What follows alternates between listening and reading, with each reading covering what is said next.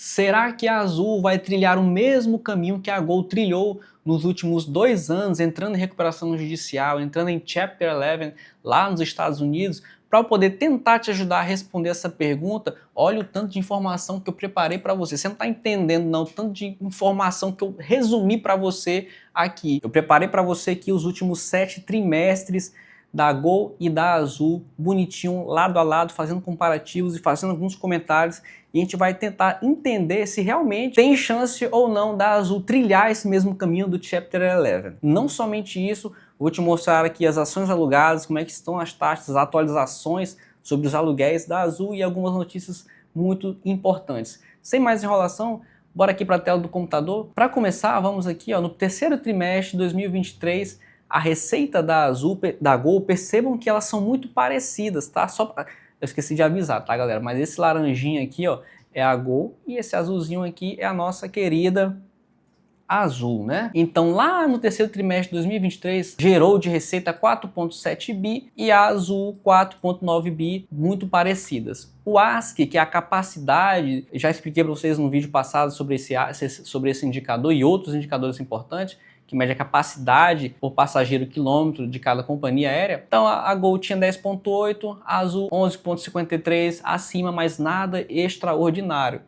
RASC 43, também muito parecido com o da Azul. O CASC, que é o custo, né, por assento quilômetro, também muito parecido. Eu tinha feito com mais indicadores, só que eu removi porque eles eram tão parecidos que não iam influenciar no nosso estudo aqui desse caso. A dívida líquida da Gol em 4x e da Azul também em 4x, margem EBITDA parecidas. Agora nós vamos entrar aqui na parte de dívida e alavancagem e vai começar aqui as mudanças entre essas duas empresas. Perceba que a Gol em 2025 já tinha de dívida só para 2025 2,5 bilhões.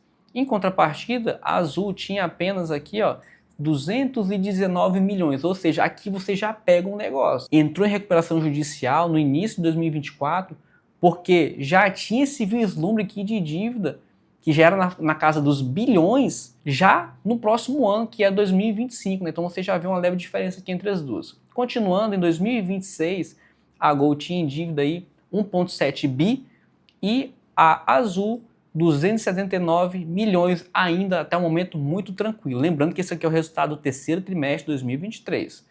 E para dívidas acima de 2027, a Gol tinha 6,6 bi e aqui realmente a Azul já tinha uma dívida mais alongada. Se você for somar aqui vai dar 8, 9, uma faixa de 10 bilhões aí para 2027. É maior do que a da Gol? É maior do que a da Gol, só que a diferença é que era para um médio a longo prazo, né? E a da Gol já era para o curto prazo. Então o total da dívida da Gol nesse trimestre era 10,8 bi e a da Azul 19,6 bi. Avançando para o próximo trimestre, você pode ver aqui que eu coloquei ao lado dos resultados essa variação aqui. Quando ela estiver vermelhinha, quer dizer que a dívida piorou. Quando ela estiver verdinha, quer dizer que a dívida melhorou, beleza? Só para a gente ir vendo essa evolução da dívida trimestre a trimestre das duas companhias. No quarto trimestre de 2023, nós temos novamente uma receita muito parecida, um ASC parecido, um RASC parecido, que é a rentabilidade por assento, CASC também parecido, dívida também muito parecida, margem, mesma coisa. Aqui começa a entrar novamente as coisas mais pesadas. A dívida em 2025 da Gol, 5,8 bi, já aumentou muito. Para 2026, tranquilo, 500 milhões. Para 2027, mais 8,8 bilhões. E o total de dívida aí tendo aí 39,81% a mais do que no trimestre anterior. No que tange a Azul, ela tinha já de caixa imediato ali 3 bilhões de caixa ali, a gente precisa para agora. Toma, tá aqui, manda o Pix aí, né? 2025 manteve estável, 2027 estável, não teve muita alteração aqui na dívida da Azul, desculpa. Inclusive diminuiu, né? Em relação ao trimestre anterior, 1,18% a menos de dívida. Vamos avançando aqui. Aqui fica um negócio interessante, porque a Gol anunciou o Chapter 11 bem no início de 2024 e as ações caíram de R$ 6,44 para R$ 2,00, ou seja, quando ela anunciou, meu irmão, foi pancada feia. Eu acho que é por isso que está esse burburinho agora em relação à Azul, porque quando a Gol anunciou, a ação caiu, despencou, né, nos 2 dias após o anúncio do Chapter 11. Então, talvez também, né, fora a especulação, esse receio do Chapter 11 da Azul, talvez possa acontecer o mesmo que aconteceu com as ações da Gol quando ela fez esse anúncio do Chapter 11. Entrando aqui no primeiro trimestre de 2024, receitas, novamente, eu não vou ficar repetindo isso aqui porque são métricas que estão muito parecidas, tá, galera? Então a gente vai pular porque é mais importante, a dívida. A dívida líquida da Gol permaneceu em 4x por EBITDA, tá? E a da Azul estava melhor, aí, com 3,7. A liquidez imediata da Gol, 2 bilhões, e o caixa imediato da Azul era 2,7 bilhões. Dívida de curto prazo, para você ver, a partir desse resultado aqui, ó, a Gol não estava nem detalhando mais nada não, meu irmão. Ela só estava assim, ó, dívida de curto prazo é esse, de longo prazo é isso aqui, meu irmão. Sem mais para o momento, é isso. Então eles divulgaram lá apenas dívida de curto prazo, 9 bi, dívidas de longo prazo, 11 bilhões. E nós temos aí um aumento em relação ao último trimestre de 38,99% do aumento da dívida. No caso aqui da Azul, deixa eu dar um zoom aqui só para melhorar aqui para gente. Nós, como já falei, tinha um caixa de 2,7 bi, dívida para 2025 estável, aumentou um pouco a dívida aqui para 2026 e nesse período aqui, ó, 2027 mais, aumentaram-se também as dívidas. Então aqui foi a primeira vez que a gente teve um aumento em relação ao trimestre anterior, em relação à dívida líquida, que aqui no caso da Azul foi de 7,73% em relação ao trimestre anterior. Entramos agora, perceba que marquem essa data, o primeiro trimestre de 2024, a Gol entrou em Chapter 11. Entrando agora no segundo trimestre de 2024, meu filho, olha o tanto de informação que eu juntei para você. Me diga se não vale o seu like e a sua inscrição, caso este vídeo esteja agregando valor aos seus estudos. Vamos continuar aqui, ó. Segundo trimestre de 2024. Aqui a receita da Azul já dá uma disparada em relação à da Gol, né? Ela tem empancou aqui nos 3,9 bi, e a da Azul já chega em 4,1 bi. Novamente, esses dados aqui muito parecidos, não vou me aprofundar neles. Aqui a gente já vê a dívida líquida por EBITDA da Gol já aumentando e muito. Nós já estamos em 5,1 vezes.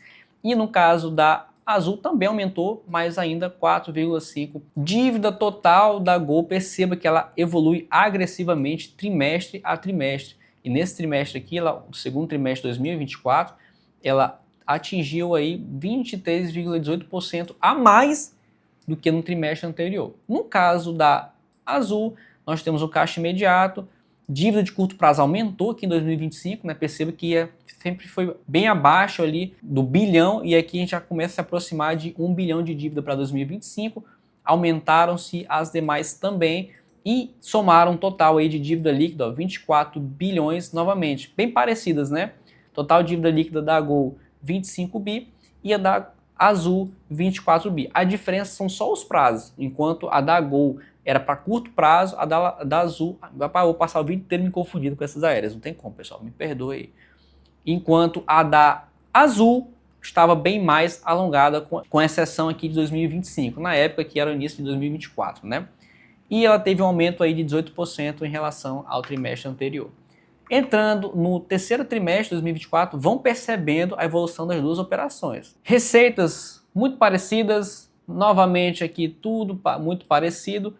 Aqui nós temos a dívida líquida por EBITDA da Gol em 5,5 vezes e a da Azul até melhorou, 4,8, estava 4,9 no último resultado, né?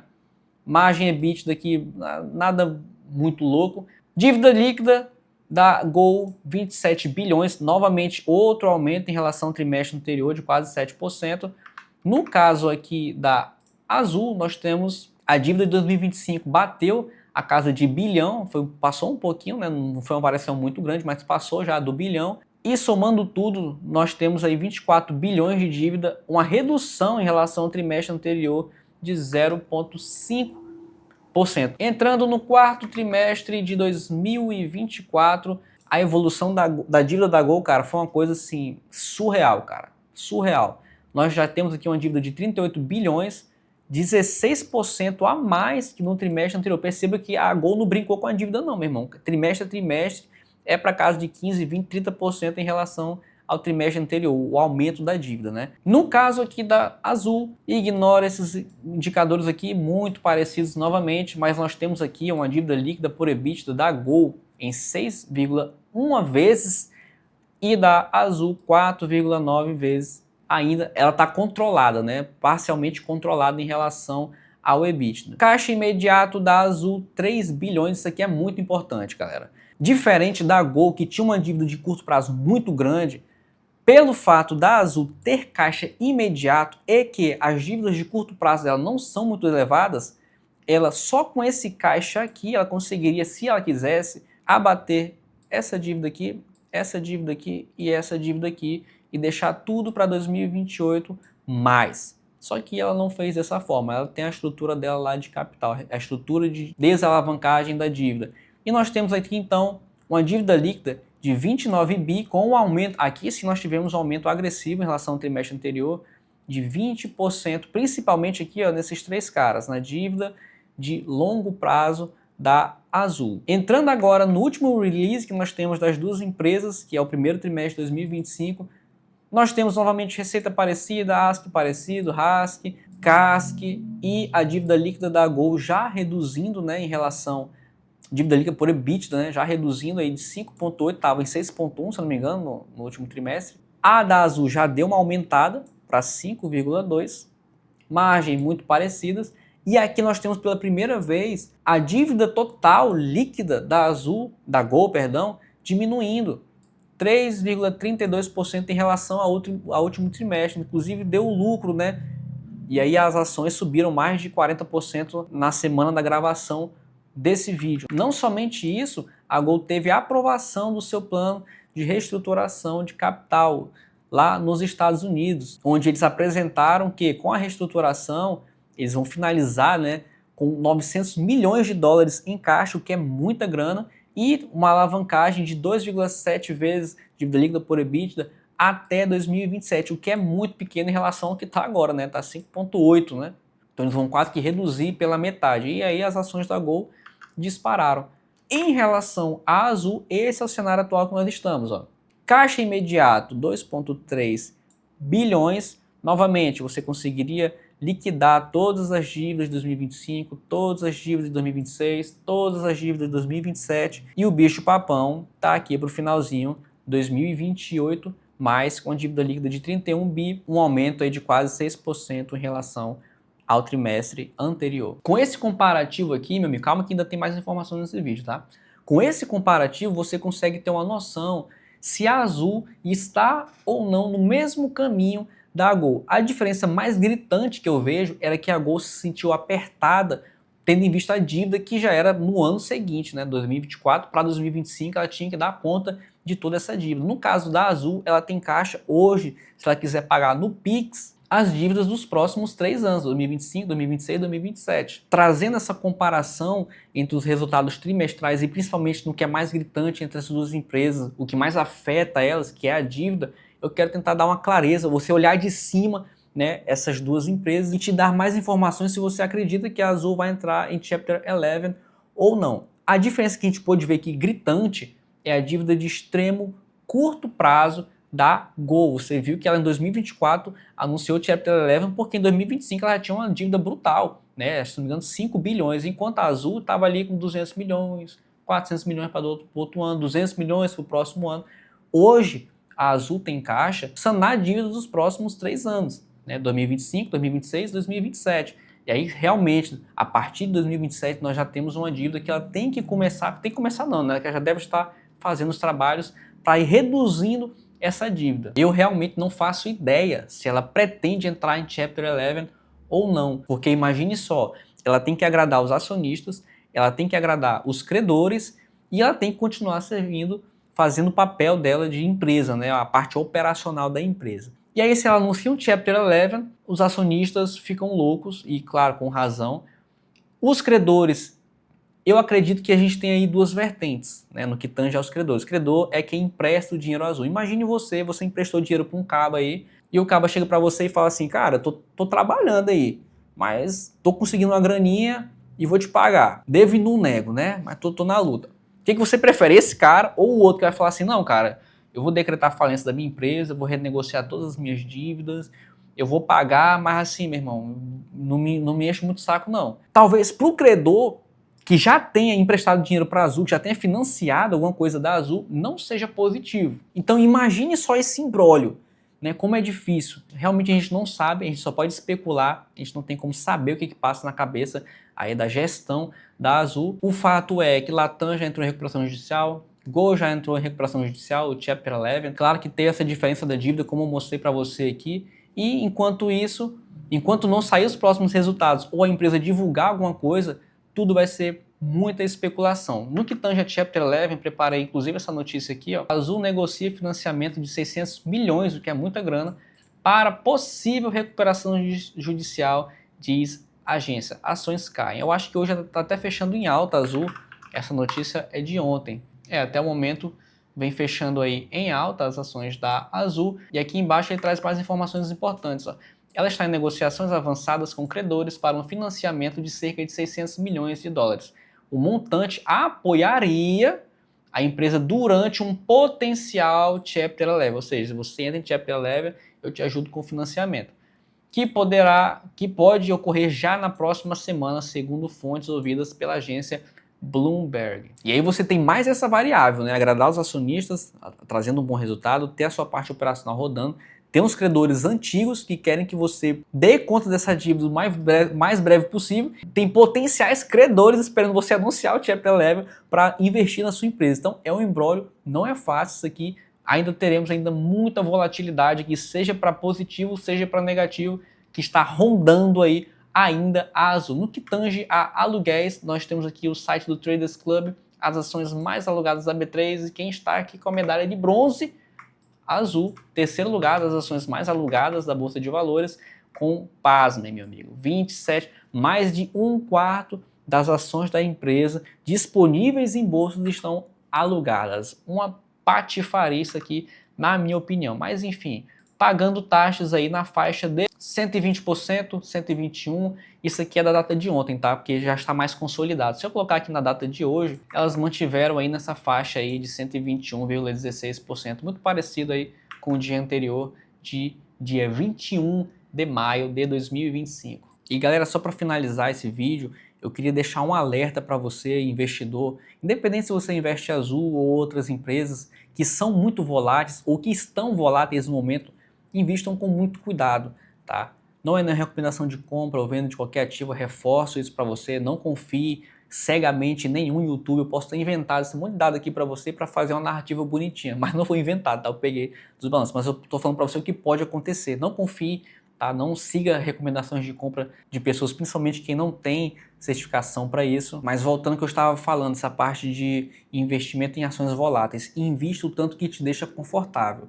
Eu tenho posição comprada em Azul, acho que é 3 a 4% da minha carteira. Eu estou acostumado a investir em ações voláteis. Já passei 2, 3 anos esperando a ação recuperar para poder ter um ganho bacana. Para mim isso aqui é normal, tá? Se você não tem esse apetite a risco, tome cuidado quando você for investir em ações achando que ela vai bater em valores anteriores. Pode não acontecer e não acontece em muitos casos, às vezes acontece, às vezes não acontece. Então tome cuidado. Cuide da sua saúde mental, tá? Isso não é brincadeira. Se o investimento não tá te deixando dormir, cara, repense se você de fato está fazendo a coisa certa. O mais importante, além do dinheiro, é você ter aí a sua saúde, a sua paz mental, você cuidar do patrimônio e da sua família. Para quem ficou até o final desse vídeo, ó, minha eterna gratidão para você, sucesso nos seus investimentos e abraço, até mais.